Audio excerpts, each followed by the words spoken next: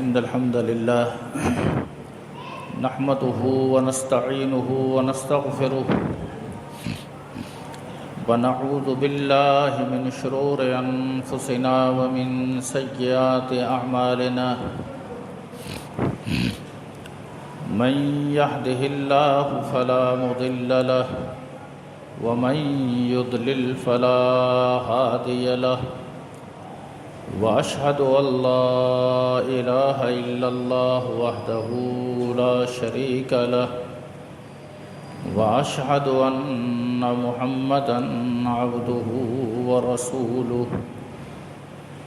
أما بعد فإن خير الحديث كتاب الله وخير الهدي هدي محمد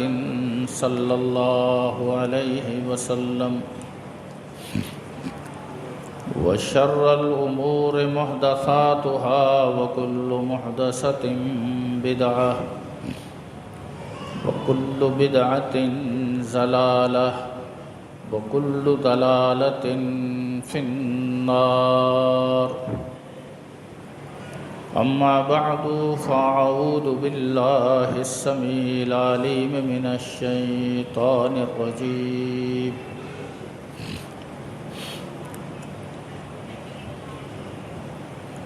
رب اشرح لي صدري ويسر لي أمري واحلل عقدة من لساني يفقهوا قولي سبحانك لا علم لنا إلا ما علمتنا إنك أنت العليم الحكيم رب أعوذ بك من همزات الشياطين وأعوذ بك رب أن يحضرون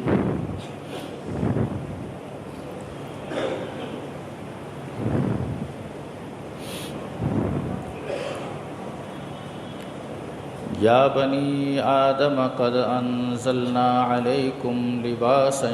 يواري سوآتكم وريشة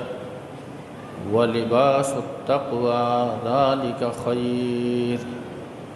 ذلك من آيات الله لعلهم يذكرون يا بني آدم لا يفتننكم الشيطان كما أخرج أبويكم من الجنة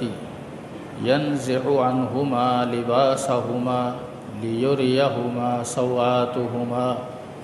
إنه يراكم هو وقبيله من حيث لا ترونهم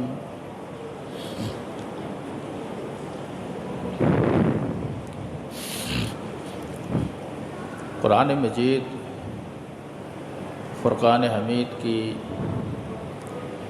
یہ آیات جس کا تعلق سورہ اعراف سے ہے آپ کے سامنے پڑھی ہے۔ قرآن مجید کے اعجاز میں سے یہ بات بھی ہے کہ اسے ہم جب بھی تلاوت کریں وہ اس دور کے ان حالات کے مطابق اس پر پوری دلالت کرتا ہے۔ قرآن مجید صرف ماضی کے ادوار کے یا اس وقت کے مسائل کا حل نہیں ہے، بلکہ یہ قیامت تک آنے والے حالات اور مسائل کا حل ہے۔ اللہ رب العزت کا ارشاد ہے، اولاد آدم سے خطاب ہے کہ یا بنی آدم، اے اولاد آدم، قد انزلنا علیکم لباسا یواری سوآتکم وریشا، اے اولاد آدم ہم نے تم پر لباس اتارا۔ یہ لباس لباسا یواری سوآتکم، وریشہ، یہ لباس تمہاری عزت کی حفاظت کرتا ہے، تمہارے برہنہ پن کو ختم کرتا ہے اور تمہارے لیے باعث زینت ہے۔ وَلِبَاسُ التَّقْوَى ذَلِكَ خَيْرٌ، اور سب سے بہترین لباس تو تقوی کا لباس ہے۔ یہ تو ایک ظاہری لباس ہے، لیکن اگر یہ لباس ہو اور تقوی نہ ہو تو بھی انسان بیکار ہے، اور تقوی ہو اور لباس نہ ہو پھر بھی بیکار ہے۔ فرمایا یہ اللہ تعالیٰ کی آیتیں ہیں، اور یہ آیات اس لیے بیان کی جاتی ہیں تاکہ لوگ نصیحت حاصل کریں۔ یا بنی آدم، پھر فرمایا اے اولاد آدم، لا یفتننکم الشیطان، شیطان تمہیں کسی فتنے میں مبتلا نہ کر دے۔ یا بنی آدم، اے اولاد آدم، لا یفتننکم الشیطان، شیطان تمہیں کسی فتنے میں نہ ڈال دے، کما اخرج ابویکم من الجنہ، جس طرح اس نے تمہارے والدین کو جنت سے نکالا، ینزع عنہما لباسہما، اس نے کیا کیا تھا؟ اس نے تمہارے والدین کا لباس اتروا دیا تھا، لیریہما سوآتہما، تاکہ وہ ان دونوں کو ان کا برہنہ پن دکھائے۔ انہ یراکم ہوا وقبیلہ من حیث لا ترونہ، یہ شیطان اور اس کا قبیلہ، اس کے ساتھی، اس کے چیلے تمہیں دیکھتے ہیں، من حیث لا ترونہم، جہاں سے تم انہیں نہیں دیکھتے۔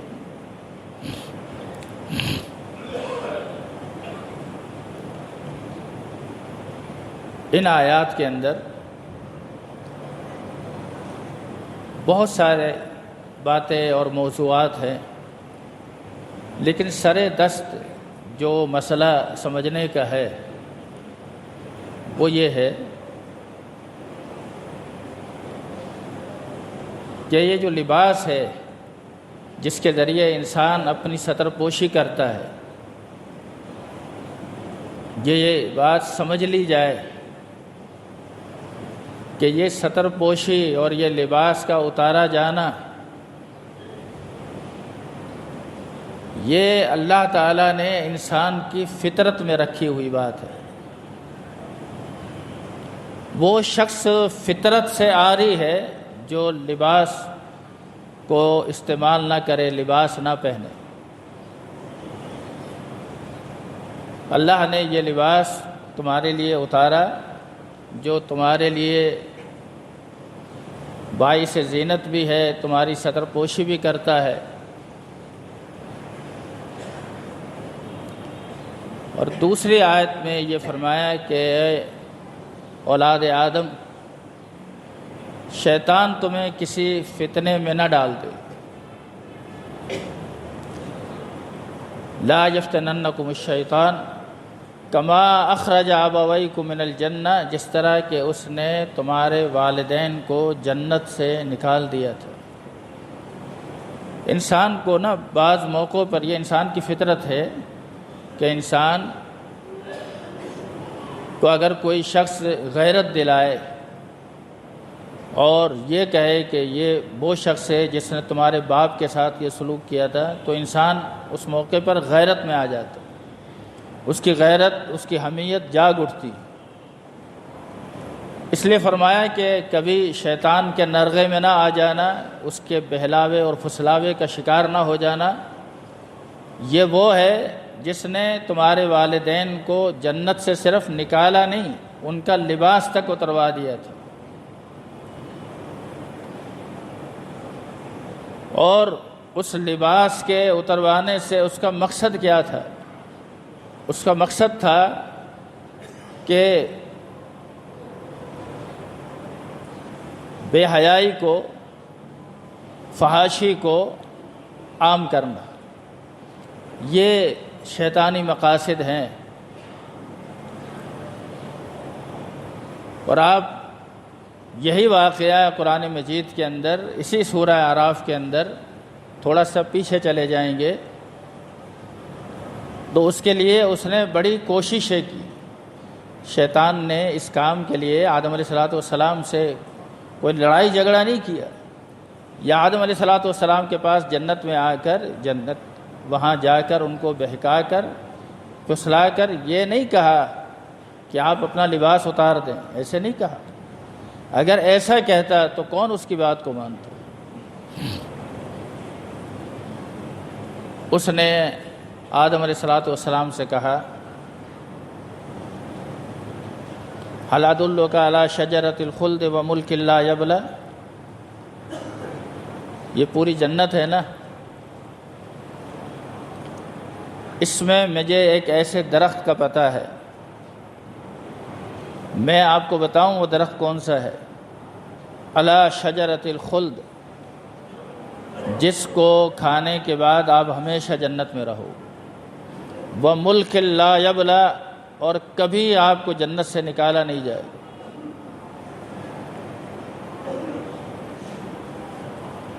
خود قرآن کے الفاظ سورہ اعراف میں، یہ تو میں نے 16ویں پارے کی سورہ طٰہٰ کی آیت پڑھی ہے، سورہ اعراف کی روایت کے الفاظ یہ ہیں کہ فوسوس لہم الشیطان، شیطان نے انہیں وسوسہ دیا۔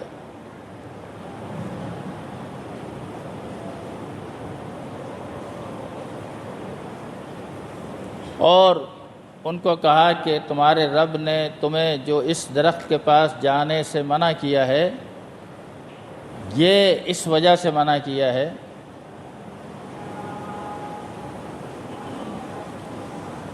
کہ اگر آپ نے اس کو کھا لیا تو آپ اس میں ہمیشہ رہیں گے۔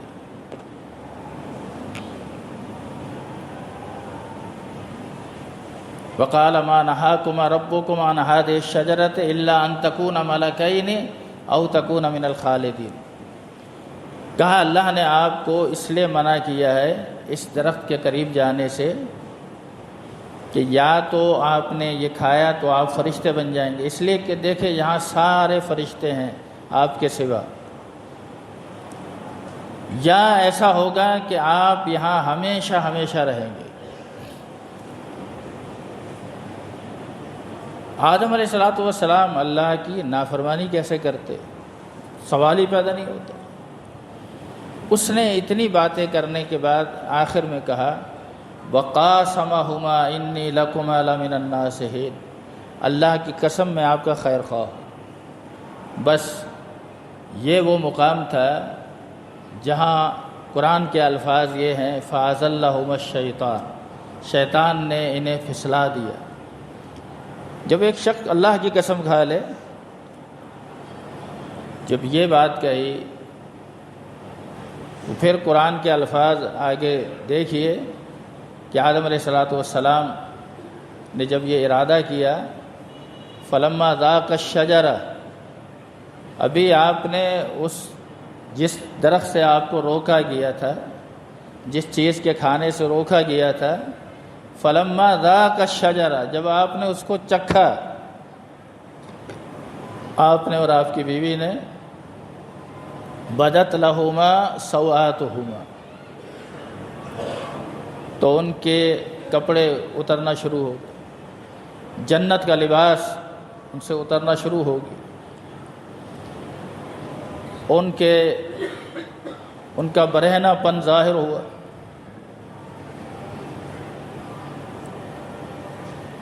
یہ قرآن کے جو میں الفاظ پڑھ رہا ہوں، اس پر آپ کی اگر توجہ ہوگی تو بہت سے مسائل حل ہو جائیں گے۔ فلما ذاق الشجرہ، جب اس نے درخت کا وہ جو چیز کھائی تو بدت لہما سوآتہما، ان کے کپڑے اترنا شروع ہو گئے، اور قرآن فوراً اس کے متصل کہہ رہا ہے وَطَفِقَا يَخْصِفَانِ، اور وہ دونوں میاں بیوی شروع ہو گئے، یخصفان، وہ ڈھانپ رہے تھے اپنے جسم کو، من ورق الجنہ، جنت کے پتوں سے۔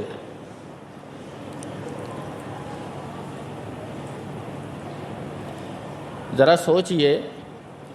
جب یہ حادثہ پیش آیا اس وقت ان کی کیا کیفیت ہوگی، اس کو تو الفاظ میں بیان کیا ہی نہیں جا سکتا کہ یہ اچانک کیا ہوا ہمارے ساتھ۔ لیکن ایسی کیفیت کے اندر، ایسی حالت کے اندر، جب ان سے جنت کا لباس اترنا شروع ہوا، یہ بات ذہن میں رکھیے گا کہ جنت میں انسانوں میں ان دونوں کے علاوہ کوئی تیسرا انسان نہیں تھا، اور آپ یہ مسئلہ بھی جانتے ہیں کہ میاں بیوی کا آپس کے اندر کیا رشتہ ہے، اور یہ خلوت کے اندر ایک دوسرے کو کس حالت تک دیکھ سکتے ہیں، یہ سب باتیں آپ جانتے ہیں۔ لیکن آپ یہ دیکھیں کہ ان تمام باتوں کے باوجود جناب آدم علیہ السلام اور ان کی اہلیہ حوا علیہ السلام وہ جنت کے پتوں سے اپنے جسم کو ڈھانپنے لگے فوراً، یعنی اس بات کے ہوتے ہی کوئی یعنی گھنٹوں کا، دنوں کا، ہفتوں کا انتظار نہیں کیا، فوراً جیسے ہی یہ ننگ پن ظاہر ہوا انہوں نے جنت کے پتوں سے اپنے جسم کو ڈھانپنا شروع کیا۔ اس کا کیا مطلب ہے؟ اس کا مطلب ہے کہ حیا انسان کی فطرت میں ہے، اللہ نے انسان کی فطرت میں حیا رکھی ہے، شرم رکھی ہے، مرد ہی کیوں نہ ہو اس میں بھی اللہ نے حیا اور شرم رکھی ہے، عورت ہی کیوں نہ ہو اللہ نے اس میں بھی حیا اور شرم رکھی۔ اللہ کے رسول صلی اللہ علیہ وسلم نے ایک موقع پر جب محشر کے میدان کا نقشہ پیش کیا اور فرمایا کہ سب کے سب اس حالت کے اندر اللہ کی عدالت میں آئیں گے جس طرح انہیں دنیا کے اندر جب پیدا ہوئے تو کس حالت میں تھے۔ انسان جب پیدا ہوتا ہے تو بے لباس ہوتا ہے، جب پیدا ہوتا ہے تو مرد ہے تو اس کی ختنہ نہیں ہوئی، فرمایا اس طرح تم سب نے، اور جب پیدا ہوتا ہے تو انسان اکیلا دنیا میں آتا ہے، اگرچہ ایک عورت 3-4 بچوں کو بھی جنم دے تو بیک وقت نہیں دیتی، ان کے جنم کے اندر بھی فاصلہ ہے، بھلے 5-10 منٹ کا ہی فاصلہ کیوں نہ ہو، تو ہر ایک دنیا کے اندر اکیلا آتا ہے، تنہا آتا ہے۔ جب آپ نے یہ معاملہ، یہ منظر پیش کیا تو ام المومنین عائشہ رضی اللہ تعالی عنہا فقیہ هذه الامہ، اس امت کی فقیہہ ہماری ماں اس موقع پر فرماتی ہیں اللہ کے رسول اس کا مطلب تو یہ ہوا کہ عورتیں اس وقت شرم سے مر جائیں گی جب ایسی حالت میں ہوں گی، مرد ان کی طرف دیکھیں گے تو عورتوں کا کیا بنے گا۔ آپ جانتے ہیں کہ یہ الفاظ جو ان کی زبان پر آئے یہ کس بات کی طرف اشارہ کرتے ہیں کہ یہ ایک فطری حیا ہے، شرم ہے، جس کا تعلق انسان کی فطرت سے بھی ہے اور اس کے ایمان سے بھی ہے۔ اللہ کے رسول صلی اللہ علیہ وسلم نے فرمایا الحیاء شعبۃ من الایمان، حیا تو ایمان کا ایک حصہ ہے، ایک شاخ ہے، جس میں حیا نہ ہو اس میں ایمان نہیں۔ جب آپ سے یہ بات کہی تو آپ نے فرمایا کہ عائشہ وہ دن ایسا ہے جس دن کسی کو کسی کی طرف دیکھنے کی ضرورت ہی نہیں ہوگی، حاجت ہی نہیں ہوگی۔ لیوم تشخص فیہ الابصار، یہ وہ دن ہے جس دن ہر آنکھ جھکی ہوئی ہوگی، ہر انسان اپنے کیے کو دیکھ رہا ہوگا، ہر انسان اپنے اعمال کے بقدر اپنے پسینے کے اندر غرق ہوگا۔ اس دن کسی کو کسی کی طرف آنکھ اٹھا کر دیکھنے کی فرصت نہیں ہوگی، کوئی اتنا بے فکر نہیں ہوگا، کوئی اتنا کسی کی طرف دیکھنے کا خواہش مند نہیں ہوگا۔ اسے تو اپنا نہیں پتا کہ میرے پاس لباس نہیں، اس سے بڑی اس کے اوپر شدت کا عالم کیا ہوگا۔ وہ دوسرے کے لباس پر تو جب دیکھے جب اس کے پاس اپنا لباس ہو۔ تو یہ ساری باتیں ذہن میں رکھتے ہوئے کہ میاں بیوی ہیں، لیکن دیکھیے اس موقع پر سب سے پہلا کام قرآن یہ کہتا ہے کہ وَطَفِقَا يَخْصِفَانِ عَلَيْهِمَا مِنْ وَرَقِ الْجَنَّةِ، وہ جنت کے پتوں سے اپنے جسم کو ڈھانپنا شروع ہو گئے۔ یہاں میں یہ بات کہہ دوں تو غلط نہیں ہوگا کہ یہ ہمارے والدین نے جو ان کے ساتھ حادثہ پیش آیا اور اس طرح انہوں نے جنت کے پتوں سے اپنے جسم کو ڈھانپا، یہ بتایا مجھے اور آپ کو، یہ سمجھایا، ہمیں یہ درس دیا، ہمیں یہ بات اچھی طرح باور کرائی کہ اپنے لباس کو لباس نہ سمجھنا، اپنے لباس کو یہ سمجھنا کہ یہ جنت کے پتوں سے بنی ہوئی چیز ہے۔ میری بہن، میری مائیں، میری بیٹیاں، غور کریں اس بات پر کہ آپ پردے کو پردہ نہ سمجھیں، آپ یہ سمجھیں کہ یہ جنت کے پتوں کا لباس ہے، یہ جنت کے پتے ہیں۔ آپ کا یہ لباس، آپ کا یہ برقع، آپ کا یہ اسلامی شعار، اس کو آپ صرف برقع نہ سمجھیں، آپ سمجھیں کہ یہ اوراق الجنہ ہے، یہ جنت کے پتے ہیں۔ جس طرح جنت کے پتوں کی ایک قیمت ہے جس کا کوئی چیز مقابلہ نہیں کر سکتی، عورت کے لیے اس کی شرم و حیا کے تحفظ کے لیے یہ پردہ بھی اتنی ہی اہمیت کا حامل ہے۔ اس پردے کی بھی اتنی ہی اہمیت ہے،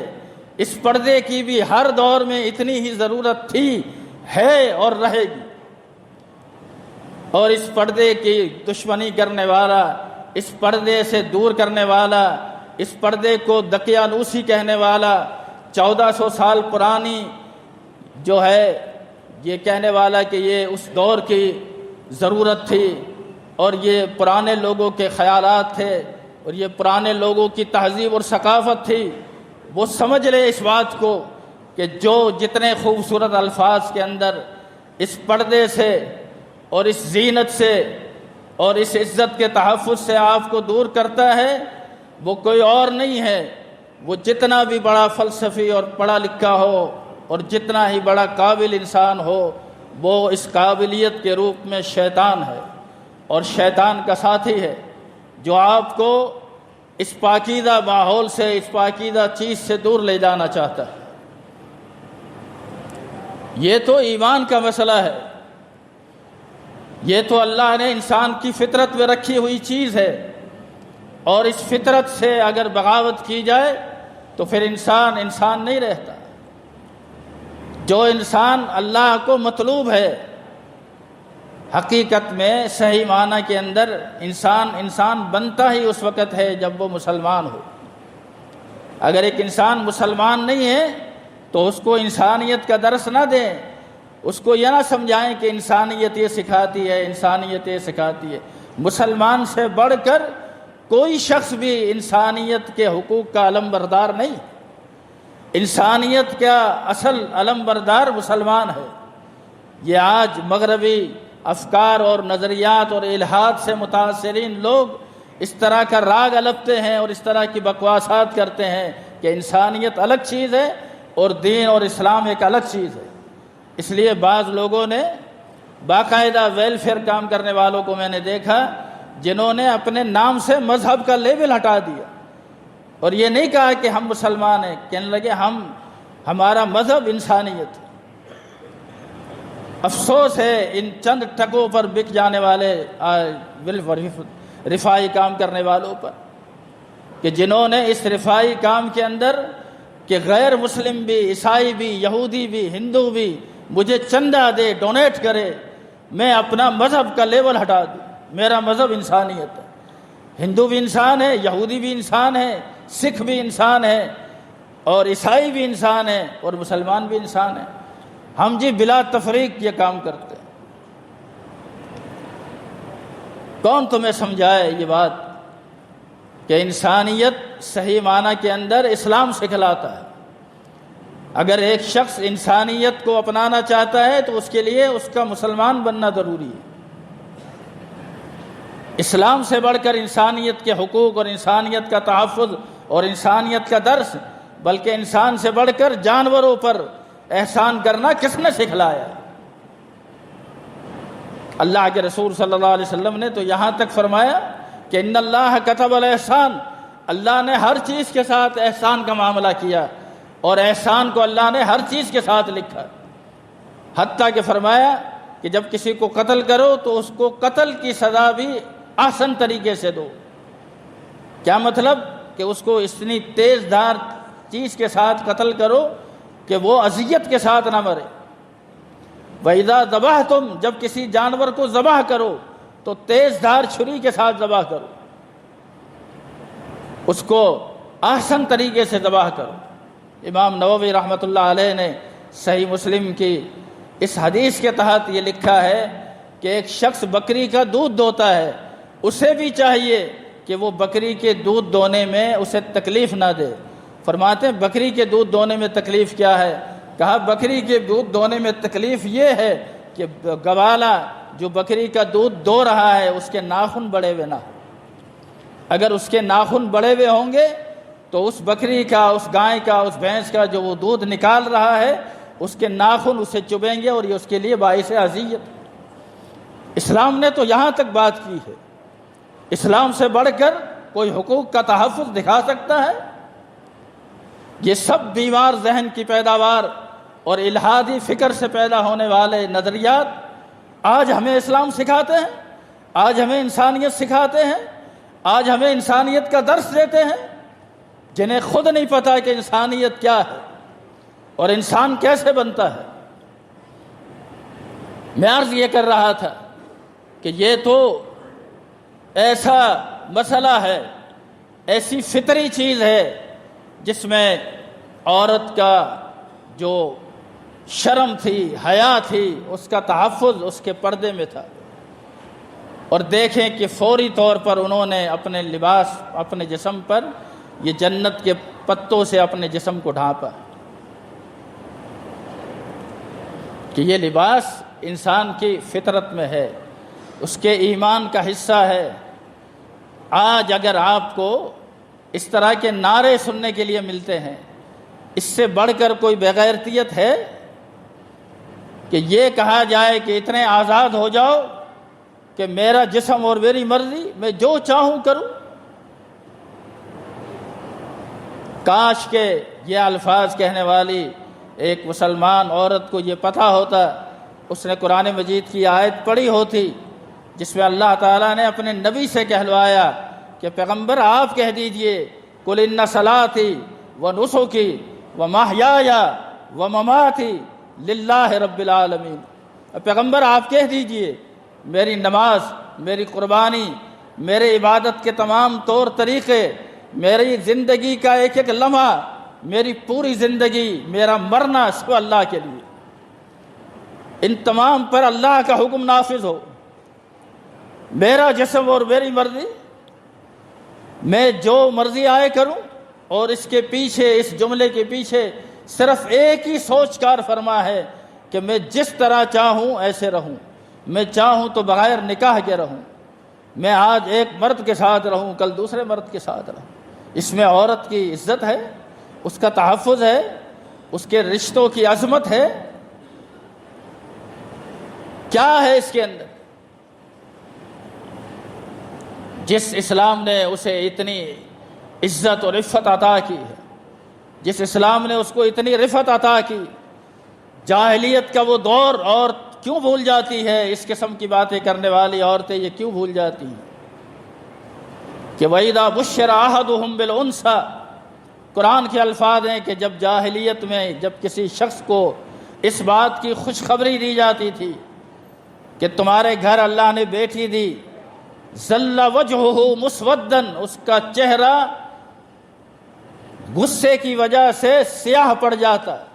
وَهُوَ کظیم، وہ اندر ہی اندر کھول رہا ہوتا۔ اللہ نے انسان کی ظاہری کیفیت بھی ذکر کی اس آیت میں، اور اس کی باطنی کیفیت بھی ذکر کی کہ ظاہراً چہرہ غصے سے سرخ ہو گیا اور باطناً اندر ہی اندر کڑ رہا ہے، اس کا بس نہیں چل رہا کہ یہ مجھے کیا پیغام سنا دیا گیا۔ یتوارا من القوم من سوء، وہ اپنی قوم سے چھپتا پھر رہا ہے، ما بشر بہ، جو اس کو خوشخبری دی گئی تھی۔ قرآن نے اسے خوشخبری ہی کہا، قرآن نے یہ نہیں کہا کہ جو اس کو بری خبر سنائی گئی تھی۔ یتوارا من القوم من سوء ما بشر بہ، اور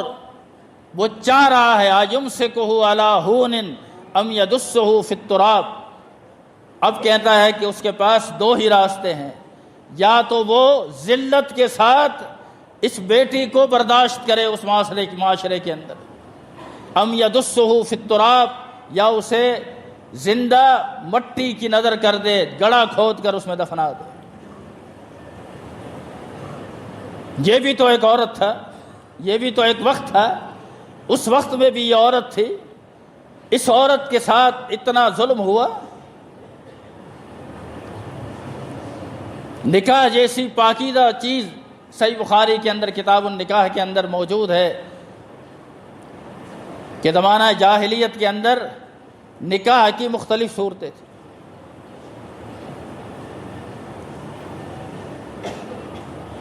فرمایا کہ زمانہ جاہلیت میں نکاح کی یہ صورت ہوتی کہ ایک شخص ایک عورت سے نکاح کرتا، لیکن نکاح کر کے وہ اس کے قریب نہیں جاتا، اور اپنی بیوی سے کہتا ہے کہ تم فلاں سردار کے پاس جاؤ، اس کے پاس کچھ عرصہ رہو، اور وہاں جب وہ حمل سے ہو جاتی پھر وہ شخص اس کو اپنے پاس اپنے نکاح میں رکھتا، پھر چاہتا تو اس کے ساتھ ازدواجی معاملات کرتا، چاہتا تو نہیں کرتا، اور اس سے اس کا مقصد یہ تھا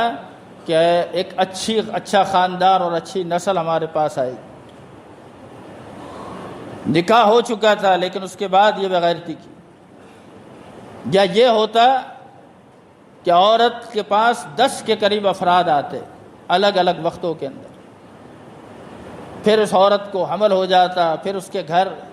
بچے کی پیدائش ہو جاتی، پھر یہ 10 کے 10 آدمیوں کو بلاتی اپنے گھر پہ، اور پھر عورت جس آدمی پر انگلی رکھتی کہ تو اس بچے کا باپ ہے تو اس کو اس کا باپ بننا پڑتا، اور اس طرح یہ نکاح مانا جاتا، پھر بقیہ سے رشتہ ختم ہو جاتا اور اس بندے کے ساتھ زندگی بھر کا رشتہ بن جاتا۔ یہ بھی اس عورت کے ساتھ ماضی میں ہوا ہے۔ اور تیسری صورت آپ نے فرمایا کہ وہ عورتیں انتہائی بری عورتیں ہوتی تھیں، بغایا کے الفاظ ہیں، بدکارہ عورتیں اپنے گھر کے پاس علم لگاتی، یہ حدیث کے الفاظ، اور ہر کوئی اس علم کو دیکھ کر ان کے گھر پہ آتا، وہاں رات گزارتا، اس کا نام لکھا جاتا، اس کے والد کا نام لکھا جاتا۔ اس طرح کتنے لوگ آئے، پھر اس عورت کو حمل ٹھہر جاتا، پھر جتنے لوگ اس عورت کے ساتھ کالا منہ کیے ہوتے ان سب کو بلایا جاتا بچے کی پیدائش پر، پھر ایک آدمی کو بلایا جاتا، وہ شخص آ کر پھر اس بچے کی شکل و شباہت کو دیکھتا اور ان موجود افراد کی شکل و شباہت کو دیکھتا، اور دیکھنے کے بعد وہ اس کے اندر شباہت تلاش کر کے یہ بتاتا کہ اس بچے کی شباہت اس آدمی سے ملتی ہے، پھر اس آدمی کو اسے بیوی کے رنگ میں قبول کرنا پڑتا۔ کتنی بڑی یہ بے غیرتی تھی اس مرد کے لیے بھی، کتنی بڑی ذلت تھی اس عورت کے لیے۔ یہ زمانہ جاہلیت میں نکاح کی صورتیں تھیں۔ عائشہ رضی اللہ تعالیٰ عنہ فرماتی ہیں 3 صورتیں یہ تھی، اور چوتھی صورت یہ تھی کہ ایک شخص اپنی یعنی کسی کی بہن بیٹی کے یہاں رشتے کا پیغام بھیجتا اس کے ولی کے پاس، اس کا ولی اس کا حق مہر طے کر کے اپنی بہن بیٹی کا نکاح اس کے ساتھ کر دیتا۔ آپ فرماتے ہیں کہ اسلام نے سابقہ تینوں صورتوں کو کالعدم قرار دیا، اور صرف یہ والی صورت کہ بچی کے لڑکی کے ولی کو نکاح کا پیغام بھیجا جائے وہ حق مہر طے کر کے اس کے ساتھ نکاح کر دے، اس صورت کو اسلام نے آج تک باقی رکھا۔ آپ ذرا دیکھیے کہ اگر جہالت کی یہ صورتیں ہوتی جو معاشرے کے اندر اس وقت رائج تھی تو اس وقت کیا حال ہوتا، معاشرہ کس طرف نکل جاتا۔ آپ بتائیے کہ اسلام نے یہ چیز اختیار کر کے اور بقیہ چیزوں کو کل عدم کر کے کتنا بڑا انسانیت پر احسان کیا، عورتوں پر احسان کیا، خاندان پر احسان کیا، گھرانے پر احسان کیا، بچوں کے ماں باپ پر احسان کیا، شوہر پر احسان کیا۔ کس کس پر اسلام کے احسانات کو گنوایا جائے، کس کس کے احسانات بتلائے جائیں؟ یہ کوئی کم احسانات ہیں؟ اللہ کے رسول صلی اللہ علیہ وسلم کے پاس ایک شخص آیا جس نے زمانہ جاہلیت کے اندر اپنی 11 بیٹیوں کو اپنے ہاتھوں سے دفن کیا تھا، اور جب اللہ کے نبی صلی اللہ علیہ وسلم کے پاس بیعت کرنے کے لیے آیا تو اس نے آپ نے اپنا ہاتھ آگے کیا تو اس نے اپنا ہاتھ پیچھے کر لیا، تو آپ نے فرمایا ابسط یدک لأبایعک، پہلے آپ سے کہا اپنا ہاتھ آگے کیجئے تاکہ آپ کے ہاتھ پر بیعت کروں۔ جب آپ نے ہاتھ آگے کیا فقبض یدہ، اس نے اپنے ہاتھ کو سکیڑ لیا۔ آپ نے فرمایا تو نے اپنا ہاتھ کیوں سکیڑ لیا؟ تو نے تو ابھی کہا اپنا ہاتھ آگے کیجئے میں بیعت کرتا ہوں۔ کہ اللہ کے نبی میرا ایک گناہ ہے، اگر وہ گناہ معاف ہو جائے تو میں آپ کے ہاتھ پر بیعت کروں گا۔ آپ نے فرمایا کہ بتاؤ تمہارا گناہ کیا ہے؟ تو اس نے کہا کہ اس طرح سے میں نے اپنی بیٹی کو اپنے ہاتھوں سے دفن کیا۔ چھوٹی سی بچی ہو، زندہ ہو، باپ کے ساتھ جا رہی ہو، باپ خود گڑھا کھودے، بچی بھی اس کے ساتھ گڑھا کھودنے میں شریک ہے، پتہ نہیں باپ کیا کر رہا ہے، پھر باپ نے اس گڑھے کے اندر اس بچی کو ڈالا، اس پر مٹی ڈالی، کیا اس کی کیفیت ہوئی؟ اور اس طرح وہ دم توڑ گئی۔ اللہ کے رسول صلی اللہ علیہ وسلم کو جب یہ واقعہ سنایا گیا تو آپ نے فرمایا کہ ان الاسلام یہدم ما کان قبلہ، اسلام زمانہ کفر کے تمام سیاہیوں کو، تمام گناہوں کو مٹا دیتا، تو تمہاری یہ غلطی، یہ گناہ تو اسلام سے قبل ہوا ہے، لہذا یہ گناہ تو معاف ہو جائے گا۔ پھر اس نے آپ کے ہاتھ پر بیعت، یہ معاملہ تھا۔ اسلام نے آج جتنے حقوق مرد اور خواتین کو دیے ہیں، یا جنرل طور پر جن جن کے جو حقوق اسلام نے دیے ہیں، اس سے بڑھ کر بہتر اور اعلیٰ حق کسی جگہ نہیں دکھائے جا سکتے، اور ہر جگہ ہر نظام کے اندر بڑی عجیب و غریب بات یہ ہے کہ ہر جگہ پر لوگ حقوق کے لیے جد و جہد کرتے ہیں، لڑتے ہیں اور بڑی مشقت کرتے ہیں، تب کہیں جا کر انہیں گورنمنٹ کی طرف سے حقوق حاصل ہوتے ہیں۔ اسلام وہ واحد مذہب ہے جس نے آپ کو لڑے بغیر حق دیے ہیں۔ اسلام نے آپ کو آپ کے حق دیے، اور خود دیے، آپ کے مطالبے کے بغیر دیے، اور وہ دیے ہیں جس کے آپ مستحق تھے، جس کی انسانیت مستحق تھی۔ یہ تو کتنا گندا، غلیظ اور بدبودار نعرہ ہے، اور کتنا کفر سے بھری ہوئی بات ہے کہ میرا جسم اور میری مرضی۔ کاش کہ یہ عورت قرآن جانتی جو یہ الفاظ کہتی ہے اور گاتی پھرتی ہے، اسے یہ پتہ ہوتا کہ اللہ تعالیٰ نے قرآن مجید کے اندر 27ویں پارے میں سورہ نجم کے اندر فرمایا انہ ہوا اضحک و ابکا، اللہ وہ شخصیت ہے، اللہ وہ ذات ہے جو تمہیں ہنساتا بھی ہے، رلاتا بھی ہے۔ اے بدقسمت عورت، تجھے یہی نہیں معلوم کہ تیرا رونا بھی اور ہنسنا بھی تیرے اپنے اختیار میں نہیں، تو اپنے جسم پر اپنی مرضی کو نافذ کرتی ہے، تیرا ہنسنا اور رونا بھی اللہ کی اجازت کے بغیر نہیں ہے۔ اللہ رب العزت ہمیں اس تعلق سے صحیح نظریہ اور صحیح فکر اپنانے کی توفیق عطا فرمائے۔ اقول قولی ھذا واستغفر اللہ لی ولکم۔